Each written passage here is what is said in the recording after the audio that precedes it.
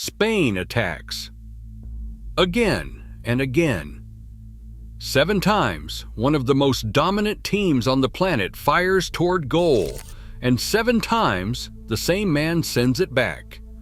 A 40-year-old goalkeeper no one had ever heard of, standing alone against football royalty and refusing to break. The final whistle blows, 0-0, player of the match. Suddenly, the entire world is asking the same question: who is Vozinha, and how did an underdog goalkeeper from one of the smallest nations on earth end up shocking the World Cup? The answer starts long before this pitch, on a tiny island in the Atlantic. On the island of São Vicente, surrounded by the Atlantic's endless blue, the city of Mindelo rises from volcanic rock.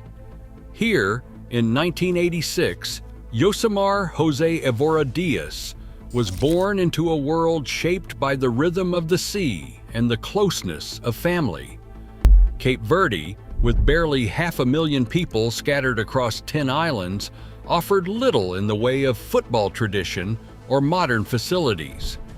Most children played barefoot on sand or concrete, dodging stones more often than defenders, with goals marked by piles of shirts or driftwood. The idea of professional football felt as distant as the continents beyond the horizon. In Mindelo's tight-knit neighborhoods, life was modest. Many families relied on informal jobs or money sent from relatives abroad. Josemar's own parents were often away, his father in the military, his mother working long hours, so the task of raising him fell to his grandparents. The bond with his grandmother, known to everyone as Vovo, became the center of his world.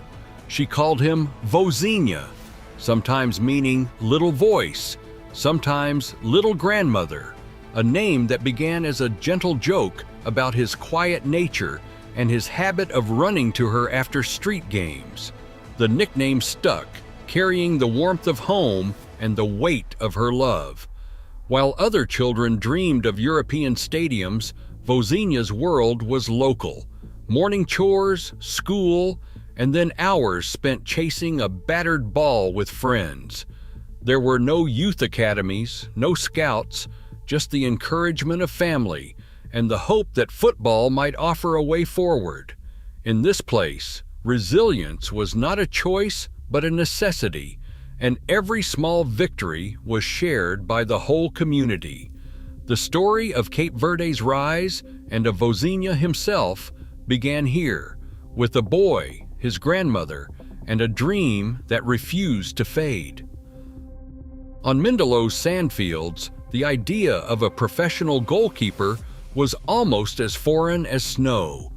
There were no academy coaches, no specialized drills, no video analysts breaking down every movement. Instead, Vozinha learned through a kind of stubborn repetition. Every afternoon, he and his friends would set up makeshift goals with driftwood or rocks, then spend hours firing shots from every angle.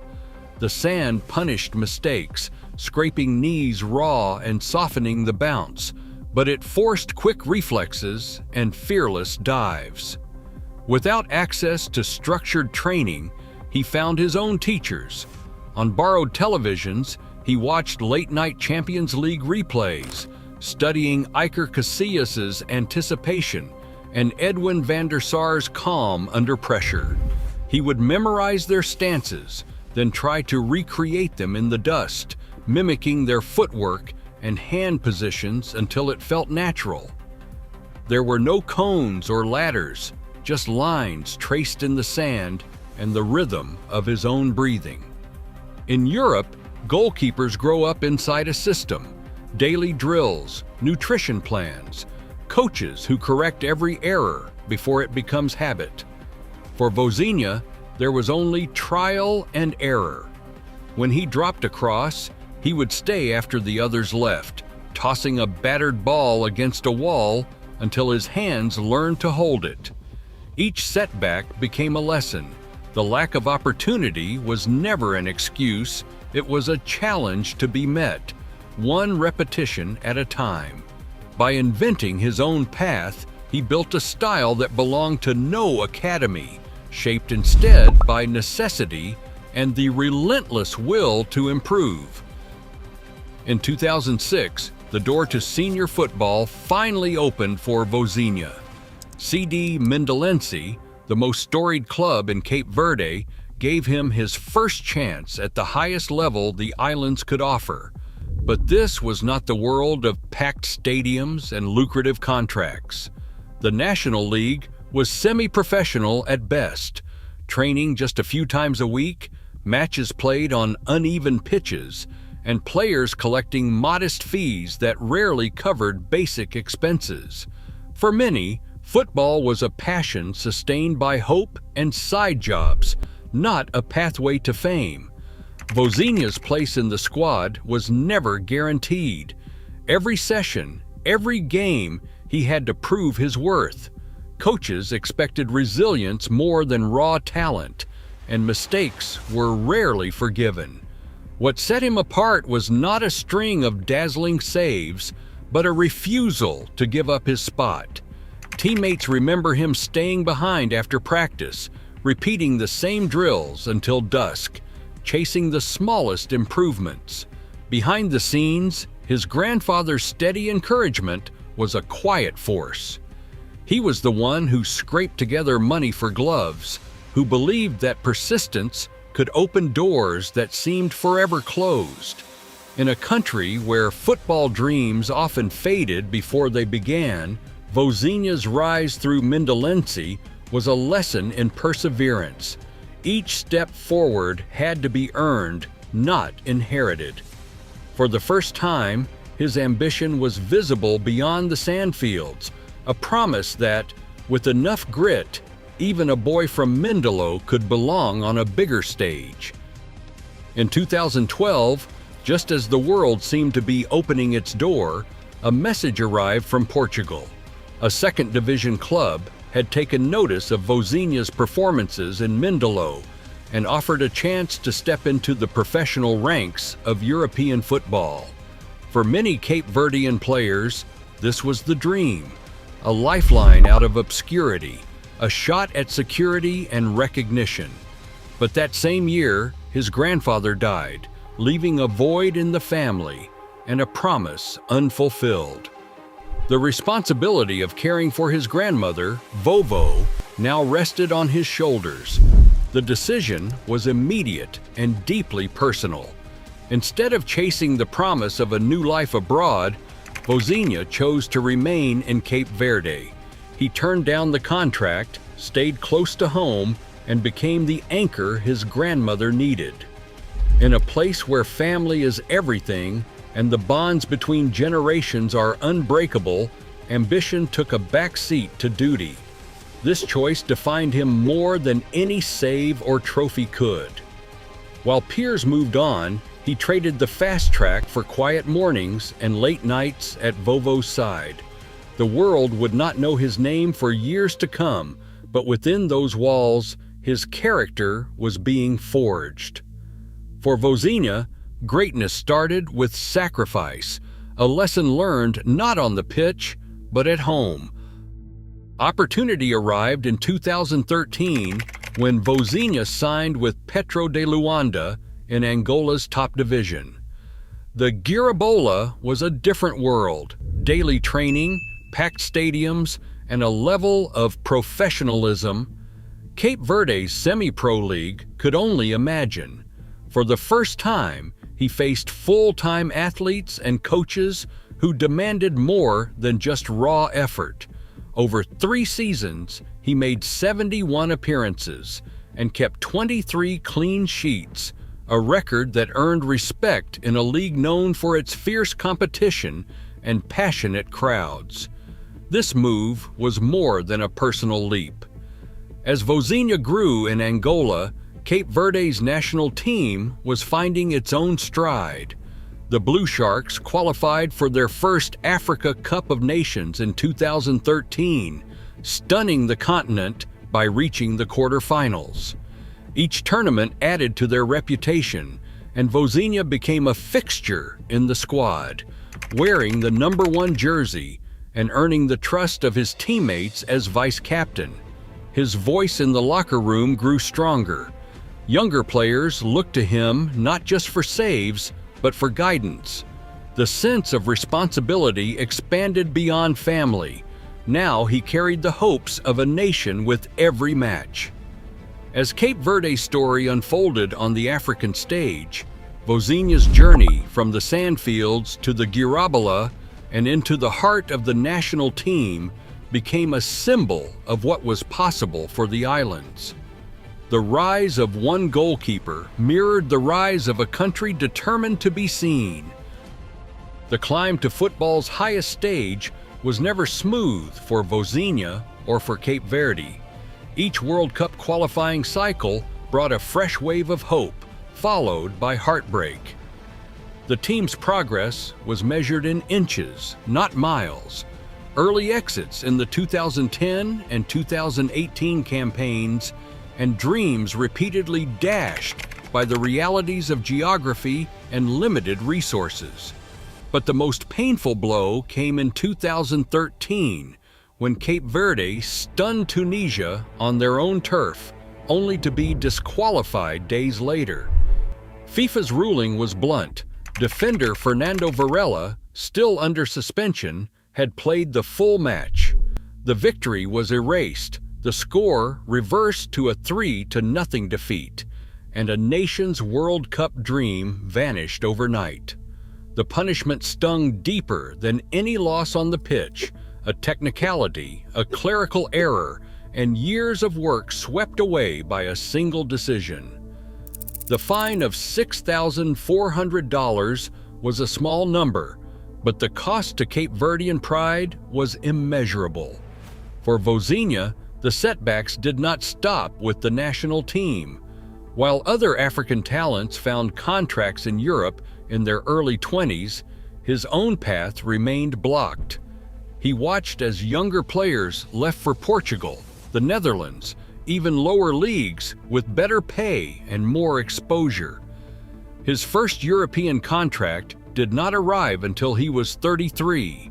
By then, most goalkeepers are thinking of winding down, not starting over. Yet each disappointment only seemed to harden his resolve. The years of waiting, of seeing doors close, became a kind of fuel. When the breakthrough finally came, it felt overdue. A reward not for talent alone, but for the patience to keep going when the world seemed to have moved on. The weight of those missed chances, the scars of past failures, would shape every moment that followed. The final round of African qualification arrived with the weight of history pressing down on every player in blue. For Vozinha, now a seasoned veteran, each match felt like a last chance to turn years of heartbreak into something lasting. The group was unforgiving, every point hard-earned, every mistake punished. Cape Verde's run through Group D was not built on dazzling talent or overwhelming resources, but on collective belief and the steady hands of a goalkeeper who had waited half his life for this moment. On October 13, 2025, the islands held their breath as Cape Verde faced Eswatini. The task was clear: win, and the door to the world stage would finally open. The match unfolded with a sense of inevitability, as if all the years of struggle had prepared them for this one night.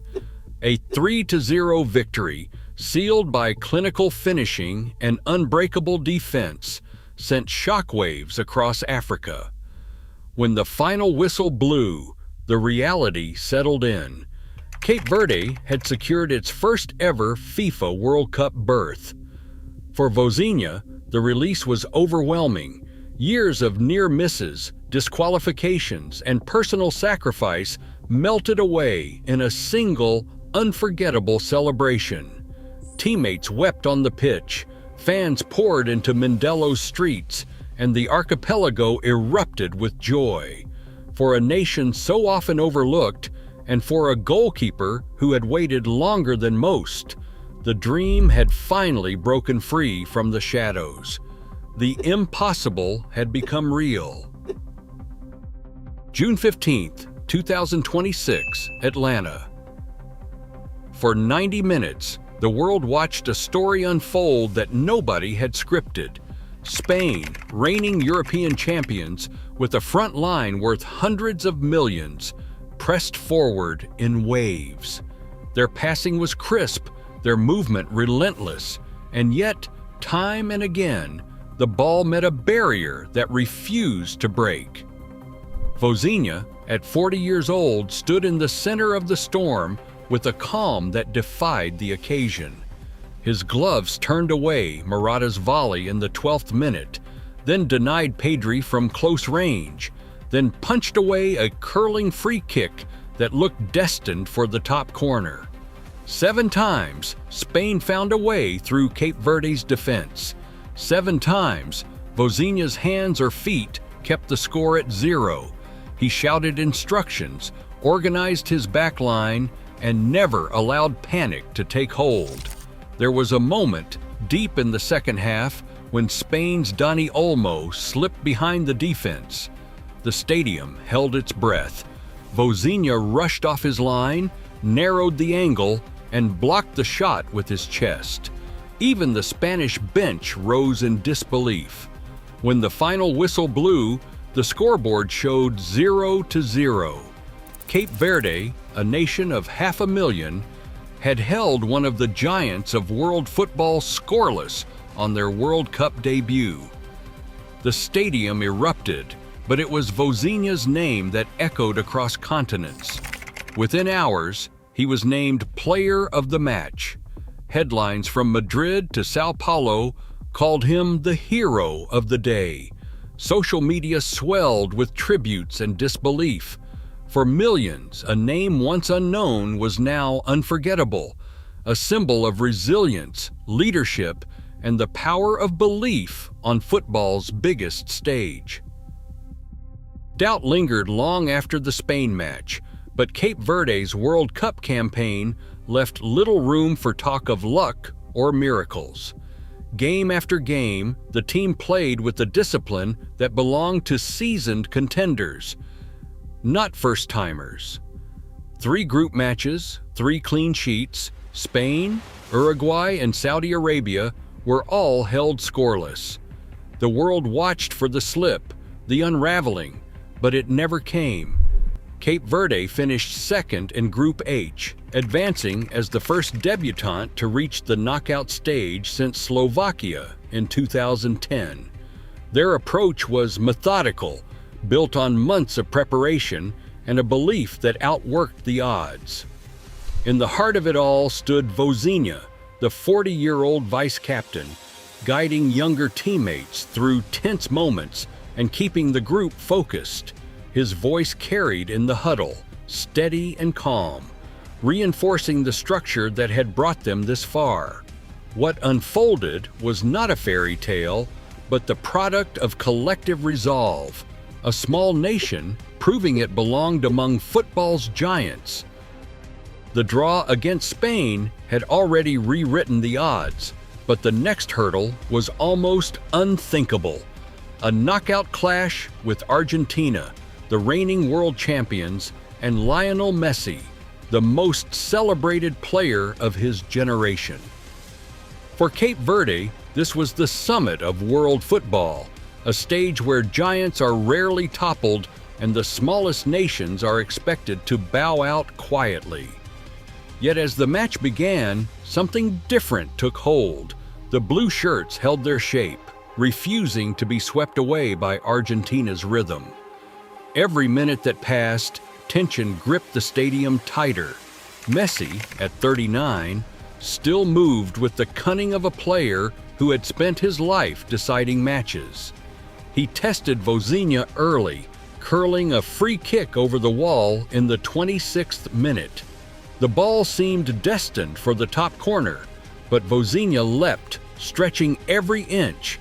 and with his fingertips turned it away. The save drew gasps, one of the tournament's most breathtaking moments, replayed around the world within hours. Argentina's attack pressed harder.